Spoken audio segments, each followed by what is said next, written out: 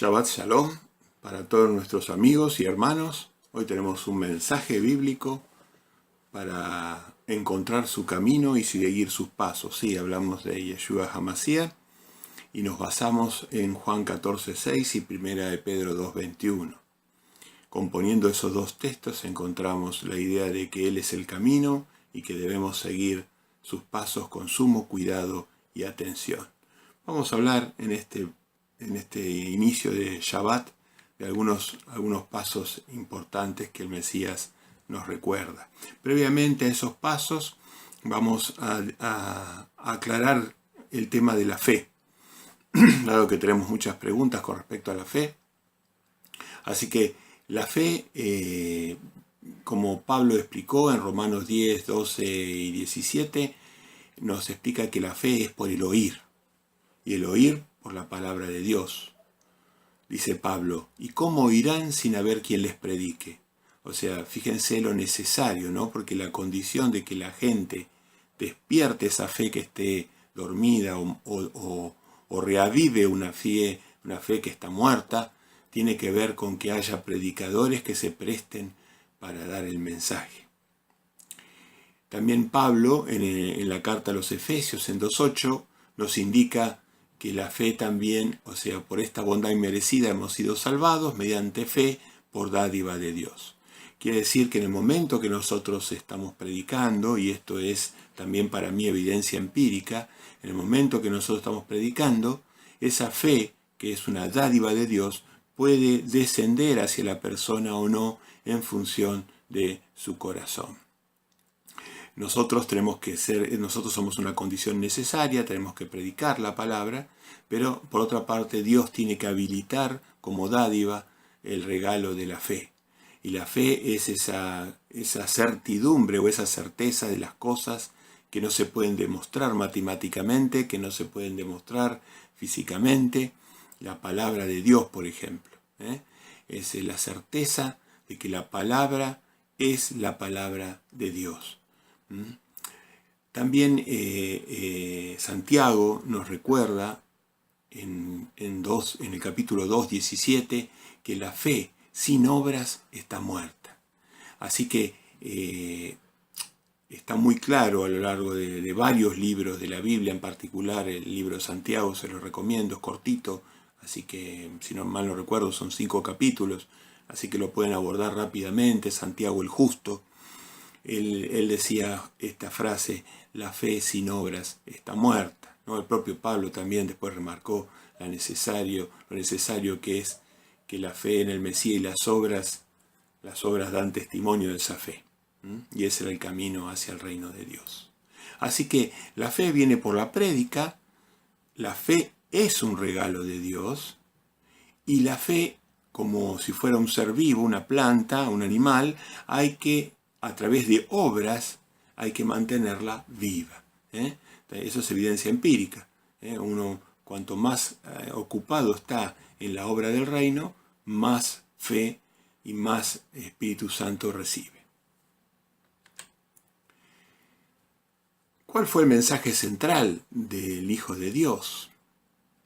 El principal mensaje que él predicaba, casa a casa, villa a villa, iglesia a iglesia, siempre en un camino, moviéndose. Arrepentimiento de pecados, arrepiéntanse, vuelvan a los mandamientos.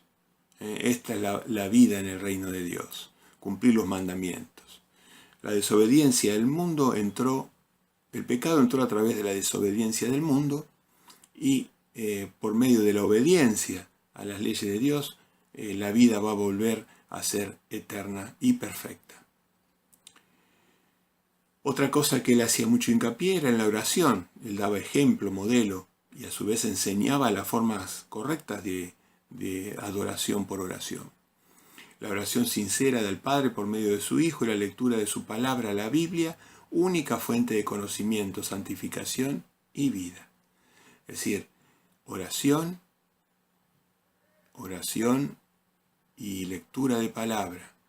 Oración, lectura de palabra, fe, espíritu y después vienen las obras. Otro tema recurrente eran las dádivas de misericordia a los necesitados con dolencias o necesitados materiales, pero sobre todo a las necesidades espirituales de la gente. La predicación era la gran misericordia que enseñaba el Mesías. Es decir, los dos tipos de misericordia, en el plano de lo físico y en el plano de lo espiritual. Pero sobre todo, la que hacía más énfasis era la misericordia espiritual, dándole el agua de vida y el pan de vida, que es justamente nuestro adorado Mesías. El Mesías es el único mediador entre Dios y los hombres. Rechazó cualquier tipo de mediación, llámese maestros, pastores, apóstoles, rabí, padres y demás nombres que se ponen los mediadores o falsos representantes. El Mesías es el único mediador y el único título que nos habilitó es el de siervos que llevamos con orgullo. Nosotros somos siervos de Dios. Sus seguidores deben salir de las religiones falsas, las que no cumplen con los mandamientos, las que no cumplen con la doctrina de Yeshua, los mandamientos de Dios y la doctrina de Yeshua. Revelación 18:4, abandonando las enseñanzas de hombre, Mateo 15:9, y adorando al Padre con el espíritu de Yeshua y con la verdad que es su santa Torá, la Biblia que le decimos nosotros. Espíritu y verdad. La predicación de las buenas noticias del reino, pronto a venir para ser discípulos. Tenemos que hacer discípulos, tenemos que salvar gente, tenemos que arrancarle gente al reinado de Satanás y llevarlos hacia el reino de Dios. Mateo 4:23, 24:14 y 28:18, que es condición necesaria para recibir la fe, que es un don de Dios. Vimos que teníamos que predicar para ser condición necesaria para la fe. Romanos 10:17, Efesios 2:8. Debemos buscar en primer lugar el reino de Dios y su justicia para recibir ayuda de nuestro Dios creador. Cuanto más en primer lugar pongamos las cosas divinas, nuestras necesidades materiales, nuestras necesidades de salud, nuestras necesidades en general van a ser compensadas, ayudadas, provistas, según la perfecta voluntad de Dios y de su Hijo.